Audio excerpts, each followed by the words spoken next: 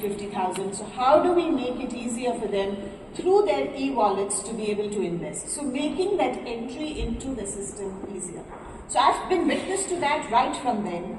The instant access facility, saying that people come in, but then sometimes they have emergencies and they need to get out quickly. Now, how do we facilitate that?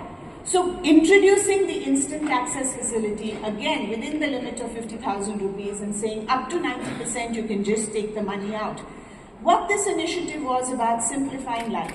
If you have to give up to 100%, there's all kind of complication and there's all kind of delay. But that's not what the investor needs. What he needs is instant. And if you say, okay, I can give you 90%, that works just as well for him, but he needs it instantly.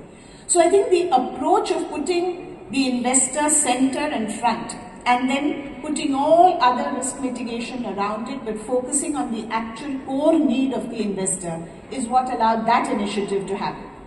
2018 was this whole thing about performance of the schemes, where we kept saying, that look, what should drive selection of the scheme for the investor and this whole question of investor education and awareness, it should not be driven by commissions.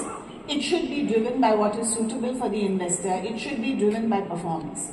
And we had many rounds of discussion as to what is it that the comparative performance of different mutual fund schemes should do and how should it be readily accessible to the investor.